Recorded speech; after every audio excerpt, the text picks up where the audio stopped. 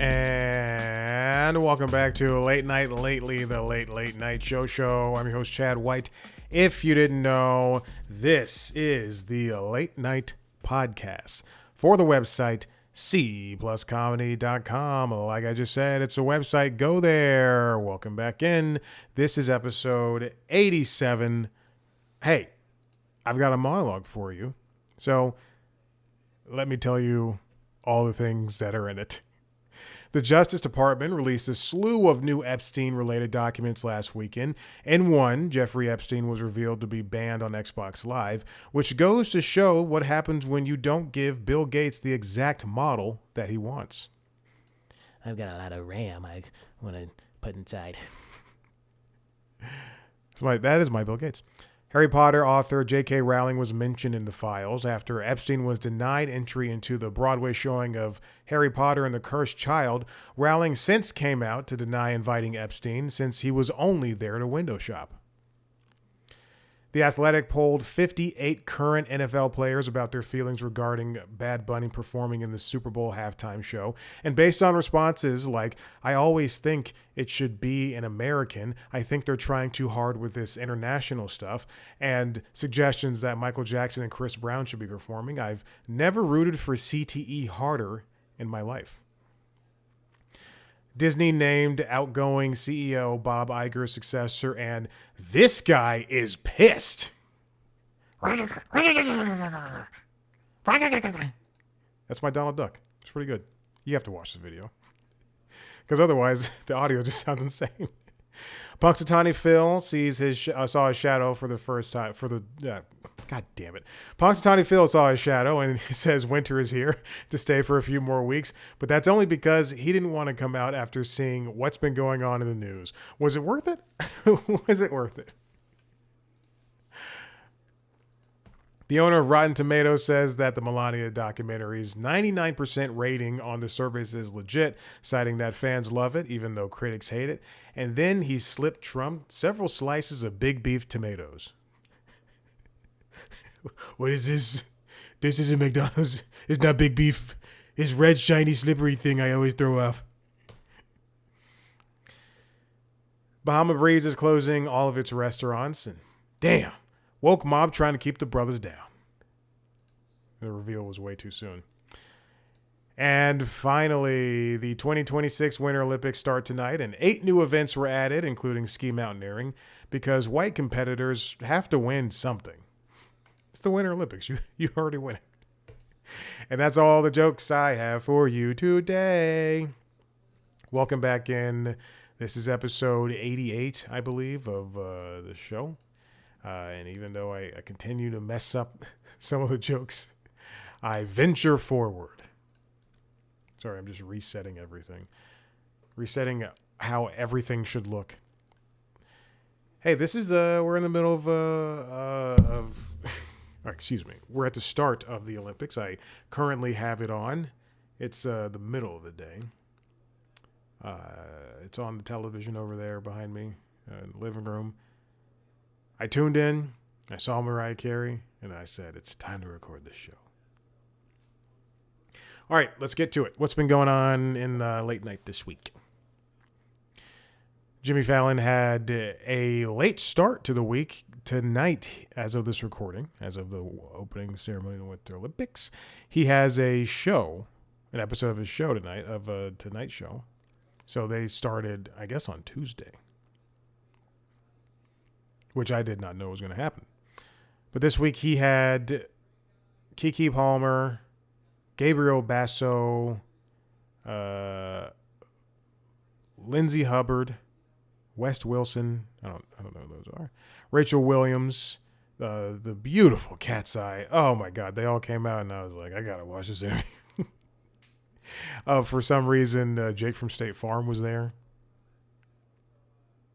Oh, it was a sponsor segment. Got it. He was there with Cat's Eye. Nick Jonas performed. Myles Garrett was there. Ethan Hawke, and they did this this like sit down interview with Ethan Hawke on a restaurant style set, which was they did that. Who did that with One Battle After Another? That cast, was it Colbert, I think. They also premiered a music video with Kevin James. That's right, comedic actor. And I guess he's a comedian too because he does do stand up. Comedian Kevin James, and I think that they wanted it to perform well online. It's not. And in fact, when it came on during the show, I watched approximately half of it and I went, why is this going on? Halle Berry was there. Oh, he's beautiful, Halle Berry. Dylan O'Brien was there. Josh Safdie. And De La Soul performed. Tonight, well, let's see who they have tonight. Let's see. I have to go to YouTube TV. Oh, there's other ways to do it. Chris Hemsworth, Mr. Beast, and Lil Uzi Vert. So, one of those is fine. On Late Night with Seth Meyers, he had just a regular old week. Alexander Skarsgård, Paul Lepel, also post SNL Alexander Skarsgård, which I guess makes sense. Paul Lepel, Haley Lou Richardson, Liam Neeson, Amber Ruffin was there to promote her new off-Broadway show. Kaylee Cuoco, James A. Caster just caused a lot of chaos, and it was so fun. Nick Jonas and John Early. John Early also caused a lot of chaos. And then, I guess I started watching an interview. I don't know why I did that. On Jimmy Kimmel Live, he started his week off with Don Lemon, post-arrest Don Lemon. And the audience would not shut up enough. Alex Honnold, and I'll get to that in a second. Ted Danson, Duke McLeod, Cassius Culpepper performed. Michael Irvin was there. Kate Hudson.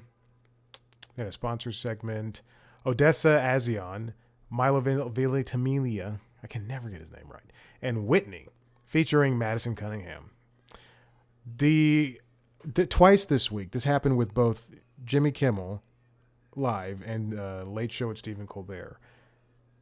Look, I know if you're an avid listener of this show, and I know you aren't, and also The Daily Show, but so these three shows that I just mentioned, if you're an avid listener of this show, and I know you aren't, I despise applause breaks, and worse so, I can deal with those a little bit more than I can deal with people chiming in and interjecting. We're not on Arsenio. We're not on an episode of Married with Children. We don't need. There's no commenting between the host and the audience. And it's getting way worse. It is getting way, way, way worse.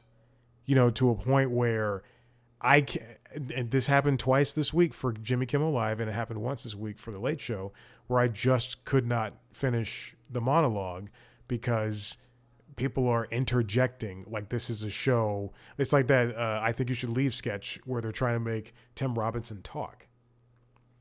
And I'm sure people they don't recognize this. They don't see this. This is something that is completely bothering me. I do not care. I think you do not need, this is a one-sided thing. You're listening to the comedian tell their jokes. But I'm sure people love it. But yes, I am now at a point where I will just not watch the rest of the monologue if people are going to be talking back. John Oliver was on Late Show this week, and he had his own episode. Father James Martin was there. Mark Ruffalo was there. Also, I have a newfound respect for Mark Ruffalo. He's always been outspoken, which is very good. But he also told Kevin O'Leary to shut the fuck up online, like in front of everybody, and he just had an excellent response to the bullshittery that Kevin O'Leary has. And the problem is, when you cast Kevin O'Leary as to play, I'm playing an asshole in this movie, and the Safdie and Josh Safdie, or whichever fucking Safdie, whichever one didn't accost a 17-year-old.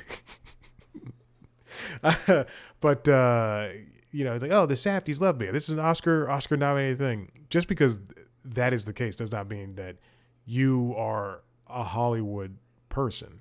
I was gonna say Hollywood elite, but that doesn't mean anything either. Ian McKellen. There's an extended interview with Ian McKellen. Oh, that's fun. And then we got more of oh goodness, what is her name? This is so bad. I completely forgot this woman's name, and now I have to look it up. Laura Benatti. I didn't even have to finish looking it up. Laura Benatti did her Melania again. The Obvious Child. I'm with her performed The Obvious Child. Excuse me. The way that is uploaded is insane. James Taylor performed, and he also had his own episode. And then there's a questionnaire with Weird Al, and Steven and his wife Evie did a Happy Valentine's Day first drafts thing. Then for The Daily Show, Jon Stewart came back and he spoke to Heather Ann Thompson, and Michael Costa took over hosting duties for the rest of the week, and he spoke to Miss Pat Paul Rozzoli, and Emmy-nominated Miss Pat. It's crazy that show is nominated. I don't even know where it was. And Marcus Capone and John Shink. We also had appearances by Jordan Klepper, I believe Troy Awada, Ronnie Chang. I might be wrong about that. Desi Leidick. Hold on, I'm trying to see if there was a Ronnie Chang appearance. I feel like I saw him somewhere then. Probably, he's an actor. And that's the news. All right. Now, in terms of things that happened in late night news, usually there's nothing, and this week there's 3 stories, so that's great. What is that? That's the wrong thing. Where's Google Chrome? No. Oh, goodness. I don't know what's going on anymore, guys. Oh, here we go. Okay, this comes from Variety, written by Jazz Tenke.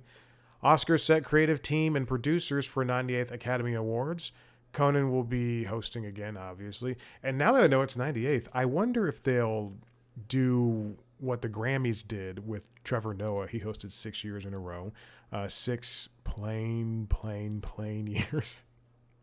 When I was watching the Grammys on Sunday, I watched the monologue and I watched, I don't know, maybe an hour of the show. And I think, Trevor, let's pretend there were, for me, 15 attempts at jokes and Trevor only landed twice. I just don't, it feels like these shows don't cast, well, when they do cast comedians, but these comedians aren't making jokes. They're just saying things and they're expecting them to be funny. In the same way that there's a lot of impersonators who are good at impersonating. They're good. Yeah, you can do this actor. I'm not going to name somebody specific. You can do this actor. You can do this person. You can do this public figure. But in the end, are you funny? Because at some point, you're just a voice actor.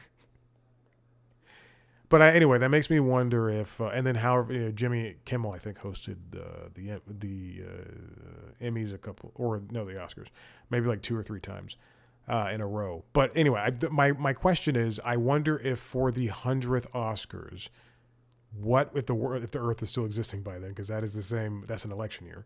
I wonder if they would have Conan host. Or if they would next year get somebody new and then have that person also host the 100th, or bring back a slew of hosts, including Billy Crystal and the other good people, I guess, that were good. I can only think of Billy Crystal right now. And Whoopi, I guess. Was Whoopi good? I don't know. My wrist hurts.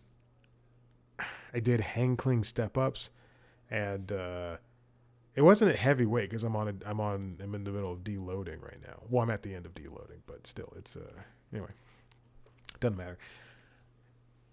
The same director is coming back, Hamish Hamilton. Executive producer and showrunner Raj Kapoor and executive producer Katie Mullen are also part of the returning team. Rob Payne, Taryn. It doesn't matter who these people are. No offense. Jeff Ross and Mike Sweeney are producing for a second time. Conan is bringing back basically the same people: Mike Sweeney, Ambria Allen, Jose Aurelio, who people might know as Dr. Aurelio, Josh Comer, Stan Cronin, Jesse Gaskell. A lot of these names are familiar because they worked with Conan on his last TV show, on his last, what's it called? Late night show, Conan, on TBS. And some of them are also on the Conan Travel Show. And they also, and a lot of these people have worked with him previously, just in general. Jesse Gaskell, Skylar Higley, Berkeley Johnson, Ian Carmel, Brian Kiley, Laurie Kilmartin, Carol Leifer, Todd Levin, John Max, Matt O'Brien, and Agatha Panaritos. They also have the same production team, including music director Michael Bearden. I'm just saying, just same people. You can pretty much expect the same style of show. Hopefully it's funny. On this one comes from Deadline, and it's written by Dominic Patton. CNN and Craig Ferguson hit the road for USA 250 with American on Purpose series. Now, Craig Ferguson has a book called American on Purpose, and I guess this is going to be some sort of, this is like brand new information. I truly got this story like an hour ago, and then I just threw it in the Notion. This is specifically for the 250th birthday. Craig Ferguson, he has a book called Craig Ferguson, American on Purpose, I believe. And now this show is going to be a part of CNN's originals for this year. It's described as a cross-country journey to explore the topics and people who make up modern America and ask what it really means to be American today. Okay. Ferguson's been a citizen of America since 2008, and they're going to go to monster truck rallies in Ellis Island and all over this great nation of ours. I'm trying to confirm that this is a book. I could easily Google it, but this is not part of the press release. Okay. So I'm going to Google it now because there's no more information on it. It is a book, American on Purpose. You can buy it there on Amazon. Here, I'll even show it to you. There you go. You can buy it on Amazon. I don't know if this is the same. Oh, it's just. Oh, wow. It's his autobiography. Okay, there you go. Reuse the title. I love it. It's great. This next one comes from The Hollywood Reporter, written by Lily Ford. Live from London, Saturday Night Live UK unveils cast and sets March launch date on Sky. I'm very curious, now that this is a real thing that's happening, I'm very curious to see if there will be some sort of cross-pollination when it comes to Saturday Night Live UK. And I don't mean crossovers, I expect Law & Order and Law & Order SVU and Law & Order Organized Crimes to all cross over, even though they don't do it regularly. They are doing it this season. It's happening a little bit more so. On Chicago, it happens all the time. And I don't even watch Chicago. On FBI, I assume it happened all the time. They canceled 4 of those shows, even though they seem to perform well. Look, who am I, Trump? But anyway, I wonder if, because I know for a fact some of the cast, if not all, of SNL UK was here in America recently, and they visited Studio 8H. They visited 30 Rock, and they were on the SNL stage. And then I also, what I also wonder is, just like SNL Vanilla, and by that I mean it's mostly white people, and Kenan Thompson, and Marcelo Hernandez, and Cam Patterson. But then after that, it's 14 other white people. But Sarah Sherman's weird, and we love her.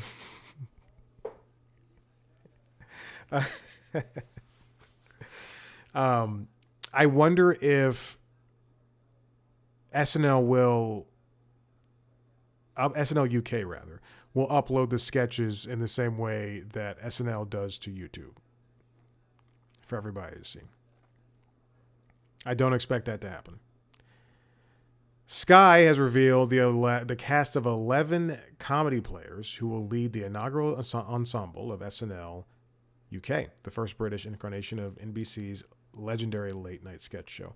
I want this to do well. How many times has a US show succeeded in the UK? A US show, and then they spun something off into the UK. It's usually the other way around. It's going to be 6 episodes, and it's going to kick off March 21st. And of course, Lorne Michaels is EPing. And it's going to be live. It's going to be the same thing. Okay. The new cast members are Hammond Animation, Ayode Bamgoboye, Larry Dean, Celeste Dring, George Fouracres, Anya Magliano. Oh shit, I didn't know. Oh my god, really? I didn't see that in the picture. That's fun. I like her. She's funny. Annabelle Marlowe, Al Nash, Jack Shep, Emma Seedy. Oh, also know her too. And Patty Young. I guess I should have looked at the picture. You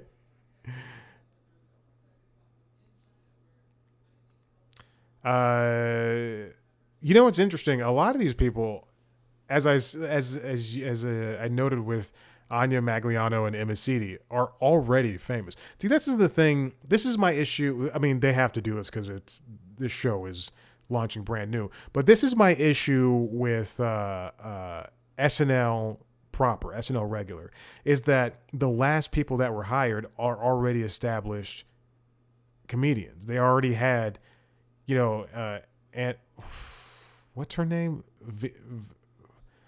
Via Slamaki, the Slovakian sounding name. Anyway, her and all the repertory players were already established people, which is fine, but they all had like 50 to 100,000 followers already, which is crazy to me. I think SNL is better, and it's because everything is already online, but I think SNL is better when they hire people who basically no one has seen. They shouldn't like get people that are already at UCB and they've appeared in TV shows. Anyway, SNL UK is really gearing up. Really gearing up to be what it is. I hope it succeeds. Because the UK is really good at panel shows, and they're really good at one-off or 2 series sitcoms. But there's not really an ongoing comedy property. And there hasn't been one in a long time, I guess, is what I'm trying to get at. There hasn't been one in a very long time, besides panel shows, which is different from this. And it's good that I recognize 2 people. And then everybody else, I wish them the best. I'm sorry, I'm clicking through on one of their Instagrams, trying to see how many people. Wow, that's crazy. Also, I didn't know one of these people was my age. I didn't know that one of these people that I knew was my age. Anyway. Listen, I'm done. If you like what you heard here, head to the website, cpluscomedy.com, where you can see me talk to, speaking of the UK, speaking of comedians, I talked to famous people, and the last person I spoke to, I just put out an interview with Sindhu V. So check that out under the Constitutionals podcast feed. Speaking of which, that's the Entertainment Business News Show. You can find that wherever you get your podcasts, along with, what's the other podcast I do? LinkedIn Logs. You can find it wherever you get your podcasts, LinkedIn Logs. If you want to watch a video version of the interview, and if you want to watch a video version of this show as well as the other podcasts, go to youtube.com/C+comedy. That's where you can see everything video-wise. Follow us on social media at C+ Comedy on YouTube, Instagram, TikTok, and Blue Sky. Me at Chad Black White. Thank you so much. We'll see you next time. Bye.